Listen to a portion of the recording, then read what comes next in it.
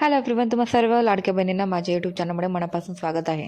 तर तुम्ही प्रिव्हियस व्हिडिओमध्ये पाहिलं असेल की नोव्हेंबर आणि डिसेंबर महिन्याचा हप्ता हा स्थगित करण्यात आलेला आहे. तर त्याच्या मागचं एक मोठं कारण आहे, कारण की डिसेंबर महिन्यामध्ये आचारसंहिता लागलेली आहे. आचारसंहिता लागल्यामुळे काय होते?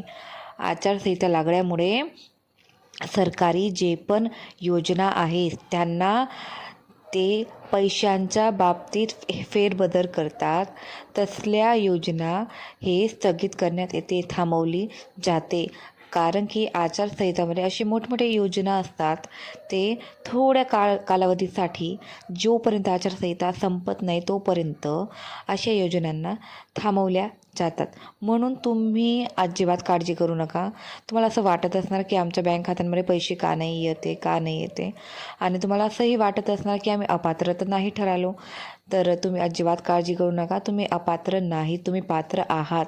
कारण की तुम्हाला ऑक्टोबर महिन्यापर्यंत रेग्युलर हप्ता आलेला होता.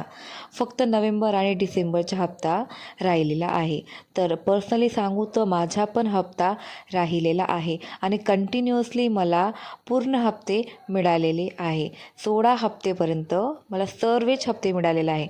म्हणून मी माझ्या पर्सनल रिव्ह्यू देते तुम्हाला की तुम्ही अजिबात काळजी करू नका. तुम्हाला नोव्हेंबर महिन्याचा आणि डिसेंबर महिन्याचा हप्ता 3,000 रुपये एकत्र आचारसंहिता संपली की लगेच तुमच्या बँक खात्यांमध्ये 3,000 रुपयाची राशी बँक खात्यांमध्ये पोचली जाणार आहे. म्हणून तुम्ही फक्त KYC करून घ्या, म्हणजे की तुम्ही आहात त्या लाडकी बहीण मध्ये तुमची नोंदणी झालेली आहे किंवा आधार कार्डसोबत तुमची जोडणी झालेली आहे. ते रीचेक करून तुम्हाला पात्र ठरवतील, कारण की भरपूर असे स्कॅम आलेले होते म्हणून.